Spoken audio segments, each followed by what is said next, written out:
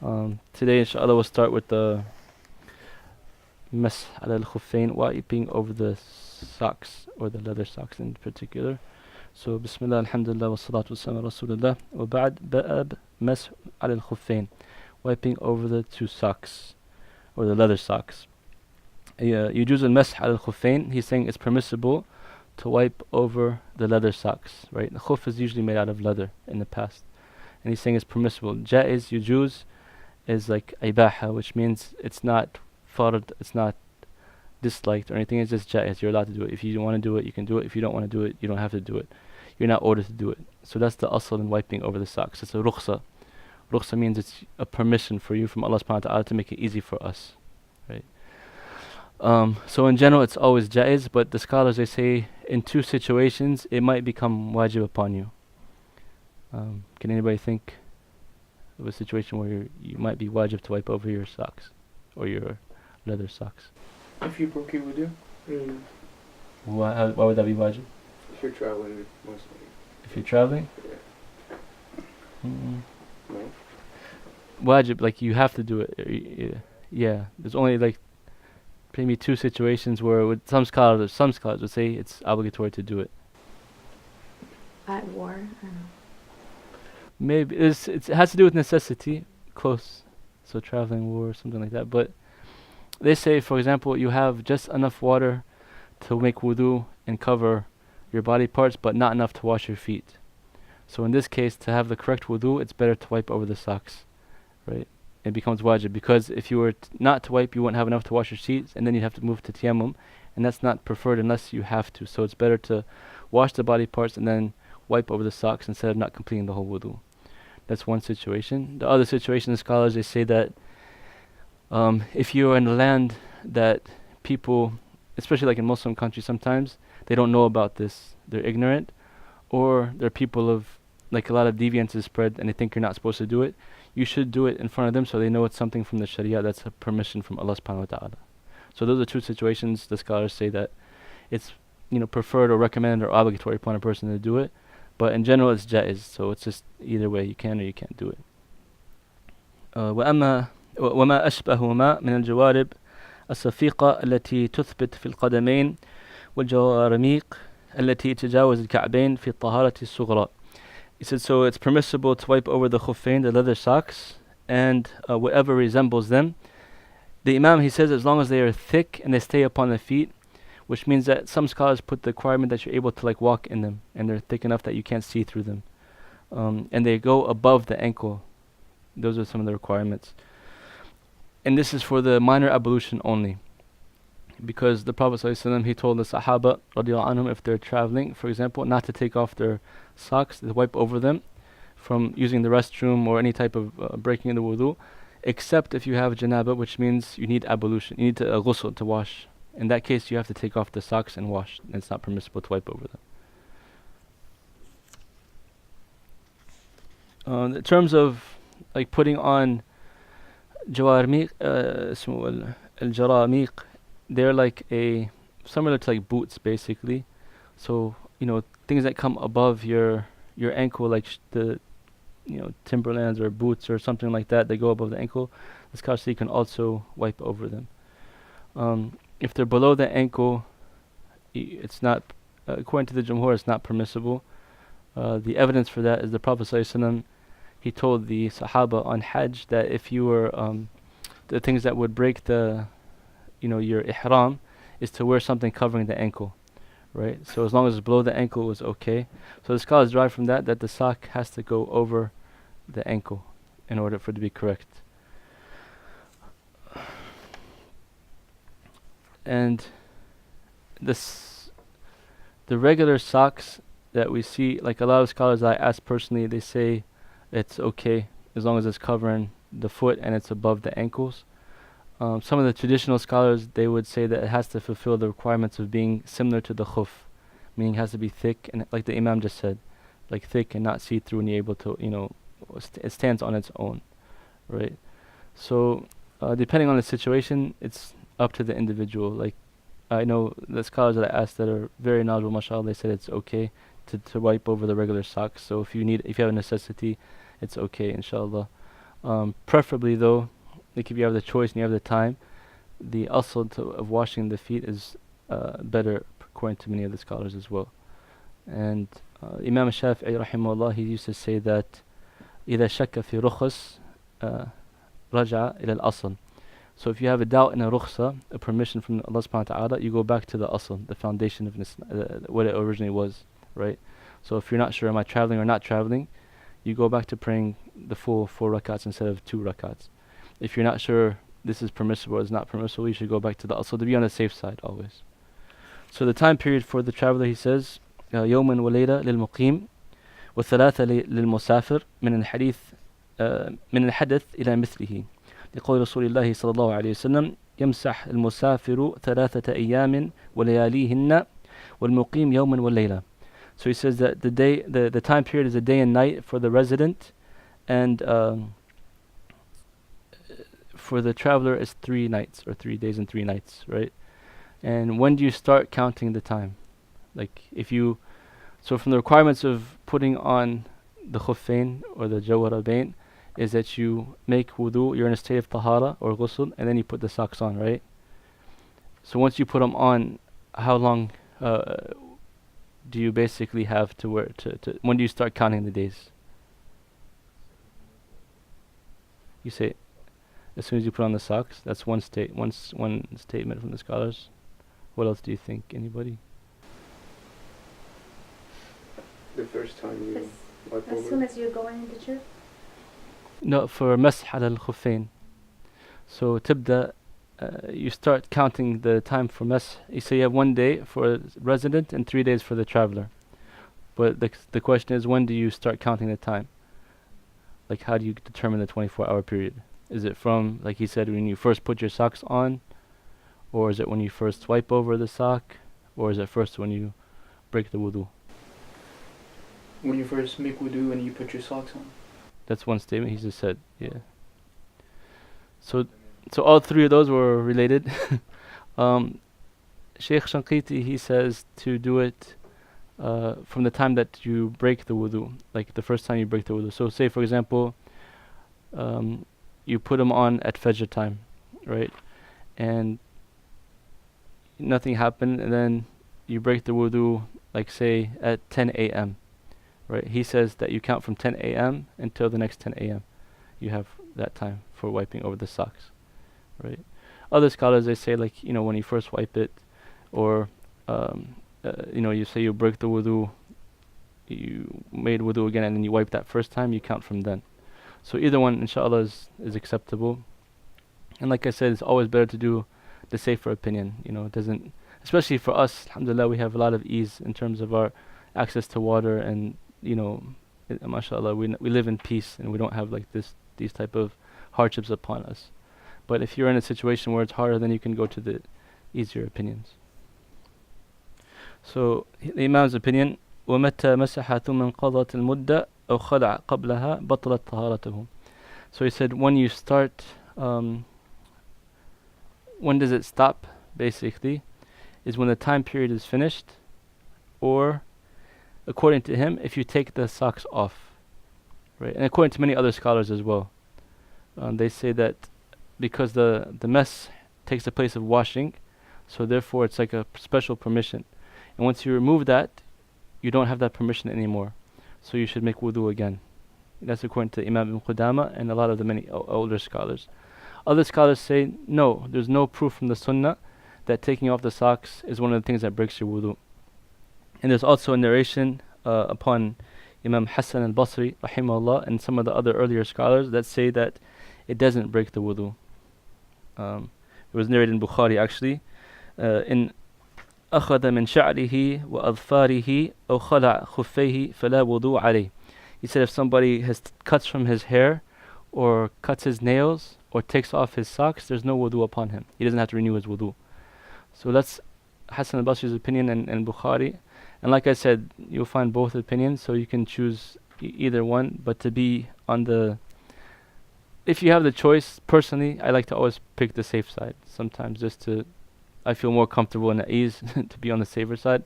But if you don't have the time, or if you don't have the ability, then you can choose the easier one. Is that clear? طيب. What if you're traveling and you become a resident? So we said for travelers you get 3 days, and for a resident you have 1 day. Same rule applies. So you started traveling, you have 3 days, and you came back to your home village. Do you have 3 days completely, or do you have 1 day? Yeah, 1 day. 3 Huh? 3 days? 3 days, even if you come back to your city? 1. 1 day, 1 day. 1 day.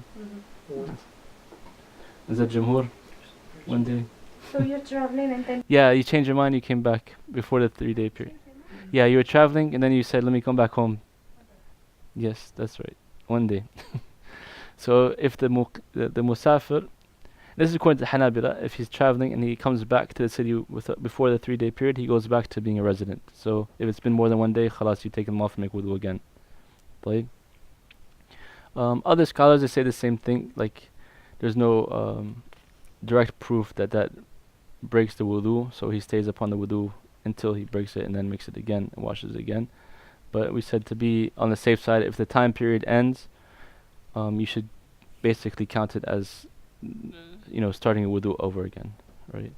And alhamdulillah, it's very easy for us to wash up. Like, subhanAllah, in some situations, some people, they don't have that luxury. They don't have water, like they have to go miles just to get some water, or they're in the middle of wars and stuff like that. But alhamdulillah, for us, it's much easier. We don't have that situation, so we can sacrifice that. So he says ومتى مسح المسافر ثم أقام أو مقيم ثم مسافر أتم مسح المقيم. And also he says, even for the resident, if you started doing it as a resident and you start traveling, you only can continue as a resident. You only have that 24-hour period as well. طيب. Now it goes to wiping over the imama. ويجوز المسح على العمامة إذا كانت ذات ذؤابة ساترا لجميع الرأس إلا ما جرت العادة بكشفه. It's permissible to wipe over the turban if it has a tail and it covers the entire head, except sometimes, which is normally like in custom, that's not covered. Like sometimes they might leave a little part, or the ears or something like that's exposed. Then that's not necessary. But the imam is something that they tie around the head, and it's difficult sometimes to take off. They said it has the tail because in the Muslim lands at that time, that's how you distinguish between the Muslims and the non-Muslims. And they say, the scholars say, it's not permissible to wipe over the ones that are not in that description.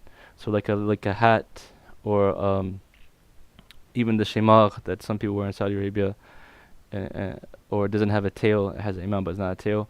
The scholars say you're not supposed to wipe over that. Right? In our days, it's the same rule. Like you should have, it should be something like marbut.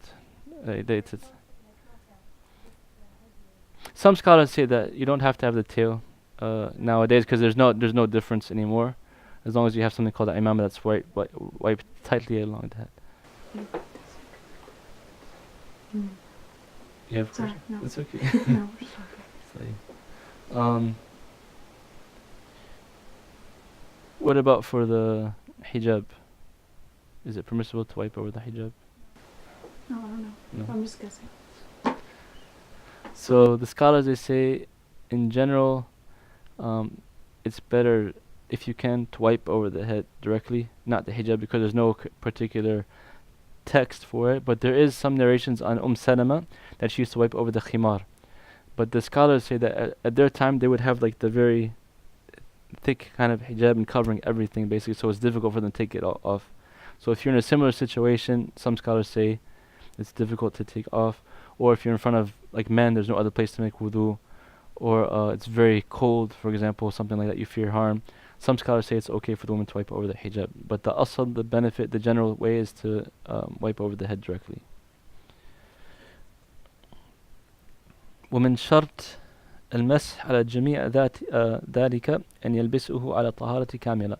And from the requirement for all we've mentioned so far to wiping over it is that you're supposed to have put it on in a state of tahara. So according to the imam, the socks as well as the imam, you should be in a state of tahara before you put it on. If you are not in tahara and you put it on, you can't wipe over it. You have to take it off, make wudu correctly, then put it on. What about wiping over bandages? ويجوز المسح على الجبيرة إذا لم يتجاوز بشدها موضع الحاجة إلى أن يحلها. So he says it's permissible to wipe over bandages or cast, or slings, these type of things that you need to necessity put on the wound, um, as long as you don't exceed the part that needs to be wrapped, right? So say the doctor, you broke your arm, for example, and the doctor says you have to wear a cast from here to here. So it's permissible to wipe over that part, right? But if you put like more of it, it's not necessary. The doctor says you don't need to put any more. You just need from here to here. But a person puts more, the scholars say that it's not permissible to wipe over that extra. Only if the doctor says you need all of that, then you can wipe over it, right? The scholars, they make an exception for the jabira, the bandages or the cast, in that you don't have to be in tahara necessarily, because you can't help it. Like you might have broke your arm and you're not in a state of wudu. That's why it's always good to be in a state of wudu. But inshallah, no one breaks their arm. But if you break your arm or you break your leg, you're not in a state of wudu. You can't tell a doctor, wait, let me go make wudu first before you put on the cast. No, it's not reasonable sometimes. So in that case, the scholars, they accept that. You're allowed to. They put the bandage or the cast or the, whatever type of necessary to heal or protect the wound. You can wipe over that during that time period until you're better. And once you become better, you have to take it off and wash it again, right? And they said you should not extend it beyond that point of necessity. ورجل المرأة في ذلك سواء إلا أن المرأة لا تمسح على العمامة. He said that men and women are equal in that, except that the woman, she doesn't wipe over the imama. Why? Would the woman not wipe over the imama?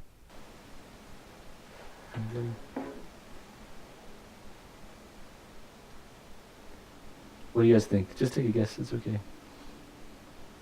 Maybe the material is thick. Do you ever see a woman wearing imama? No. No, woman's not supposed to wear imama because it's for the men. So that's the reason she said. So the scholar, he says that the men and women, they're equal in everything. And in Shari'ah in general, it's always the case. Any type of hukum that was revealed for the woman or the man, it's for everybody, unless Allah subhanahu wa ta'ala specifies for that sex, right? So if it says only for the men, then therefore the women become exempt for it. If it says only for the women, then the men become exempt for it. But in the general ahkam, it's always for both of us, unless there's a specific ruling saying you don't have to.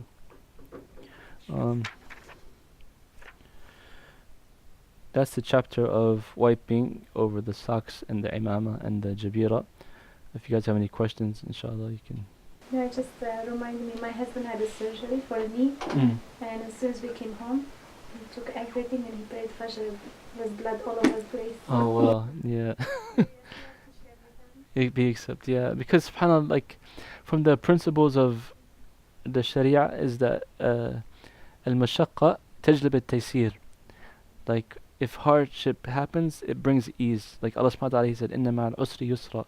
So anytime, like for example, you're traveling, you can break your fast, you can shorten your salat. If you're very sick, you can break your fast. Like anytime a hardship comes, Allah subhanahu wa ta'ala, He makes it easier for us. So if you're, like in these situations, we said in another class a long time ago, the Prophet sallallahu alaihi wasallam, he cursed the one who gave the fatwa. Like there was one sahabi, he had a head wound, right? And he asked the others, is it okay if I make tayammum? Because I fear if I made ghusl, I will get sick or something like that. And they said, no, because we have water, it's not permissible to use tayammum. So he made the ghusl and he died. And the Prophet ﷺ said, قَاتَلُوهُ قَاتَلَهُمُ اللَّهِ. Like they killed him, may Allah, get back on them, basically. Because of their ignorance, somebody died from doing that. But the Sharia wants you to protect your life and make things as easy as possible for us. So therefore, like in this case, it was permissible for him to make tayammum, or to wipe over the wound instead of to wash everything. So. Yes. Yeah. So you just mentioned, traveling and you combine prayers and whatnot. So how long can you do that? So like say your trip is a week and you're combining prayers. Can you do it for like the whole week, or you have a certain amount of time? According to some of the madhahib, if you plan to be there for more than 4 days and 4 nights, you can start completing it. You become like a resident, according to some madhahib. Other scholars say there's no time. As long as you're a traveler, you can shorten the prayers. So safer route? The safer route, if you're going to stay there longer than 4 days, is to complete the prayers, to complete the salat. Yeah. If you're in a situation, don't want to talk about those situations, but in certain situations you can, if you don't know how long you're going to stay, or if you're in a situation where you know you're just indecisive, you don't know exactly, you can keep shortening until you know for sure that you're not gonna be a traveler anymore. Like you're going around traveling and it's been a couple weeks even, and you're still traveling around. You're not sure I'm gonna settle here or not. You can still keep shortening it. But if you know, for example, I'm gonna be here for this amount of time, maybe I'm gonna be like some people, they'll even they'll go and study abroad and they'll shorten combine the whole year that they're studying abroad. That's a little bit excessive. So I would think and there is a fiqh opinion like that, but just to be safe, I would do, if you're gonna be there, you're gonna be there more than 4 days. Khalas, tatam. What about if you say you're always traveling? You still follow that rule, or As long as you're a traveler, you have the right to. but like you always like If you're constantly on the move, then Yeah. I mean, what do you mean you're always traveling? like say for a year, like what you travel for a living? Like if you don't stay in one place, Yeah. then you can do it. If you're going to one place and being there, I see. then Like a bus driver, for instance? Or truck driver. Truck driver? Yeah, truck driver. Or Yeah. central. Yeah. Yes. You have a question or no? Okay.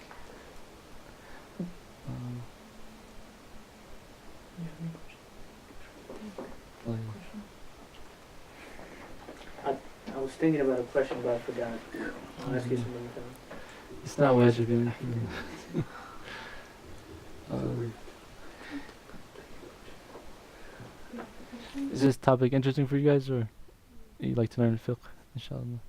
I think the reason I did it is many of us will pray and fast and all that stuff, but we don't know the rulings behind it, so it's important to know what's obligatory, what's not obligatory, so we can teach our families and worship Allah as we should worship Him. So I'm doing it like kind of a brief, a medium explanation, trying to go through the book quickly, so at least the fiqh al-ibadat, and then I'll pick another book, inshallah. That's why I try to keep going book, so build our knowledge.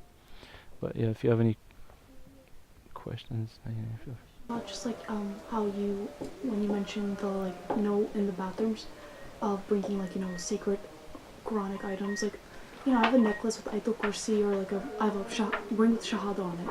yeah. If it's not supposed to enter at all, what if it was covered? Yeah, if you put it. Yeah, no, if you some scholars say if you can put it in your pocket or something like that, it's fine, or covered. Yeah. Even if you fear, for example, it will be stolen or lost or something like that, if you don't bring it inside, they say you can bring it in. Even some scholars say the Quran itself, if you feared something harm to it or it being stolen. But in general, it's just that to respect the honorable things in general, like books and stuff like that, especially religious books, or these Allah's names and stuff like that. Wallahu a'lam, yeah.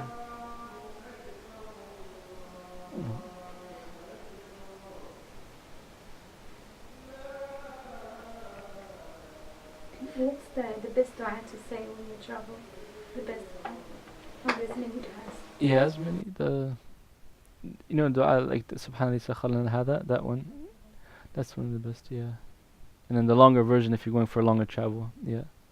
You ask Allah to be like your companion in the travels and protect you from bad sights and bad endings and stuff like that. So, alhamdulillah, for the deen, the more you study, you have a dua for everything. So it's, because we're technically travelers to the dunya, we're just going from the cradle to the grave. That's our journey, and then we start the real life. So along this journey, the Prophet ﷺ taught us everything we need to get through it, and from going out the house, you say Bismillah tawakkalt ala Allah ta'ala wa la hawla wa la quwwata illa billah. When you're going in the car, Subhanallah sakhalna hada wa kunna muqrinin wa inna ila rabbina munqalibun. When you go into the masjid, Allahumma ja'al fi qalbi nuran wa fi lisani nuran wa fi sam'i nuran, the dua of nur. And then into the masjid, and then every single thing you're getting ajr for it, every step you take, every dua you make, you're getting more and more ajr. And subhanallah, so you can come, if you have a pure niyyah, and you're coming to the salat with that niyyah and making the dua, you can come out with all your sins forgiven, inshallah, and being at high levels of iman. Just contemplating on doing our ibadah, instead of habits, but actually worship like Allah subhanahu wa ta'ala. You know, the reason for all this stuff we're studying, there's a reason behind everything to get us into preparing us to go face Allah in the salah. You know, some people would just take it as like a habit. You just wash up, you know, go walk, pray, go back. You came in as you leave as you came in. But if you really contemplate on what we're doing and understand the wisdom behind it and making the dua with ikhlas, and you come back, you should be better than you were before coming in. That salat should like have lifted your iman, made you closer to Allah subhanahu wa ta'ala. Like, you know, try to find ways to really concentrate on your salat. Like, why am I doing this salat? What if I die? This is my last salat. How would I feel? How should I pray to Allah subhanahu wa ta'ala? Like, I might not make it another salat after this. You know, so the more we kind of perfect our ibadat, the closer we get to Allah subhanahu wa ta'ala. So, you know, inshallah. And سبحانك اللهم وبحمدك أشهد أن لا إله إلا أنت أستغفرك وأتوب إليك. جزاكم الله خير إن شاء الله. See you next week. Barakallahu feek. Thank you guys for coming.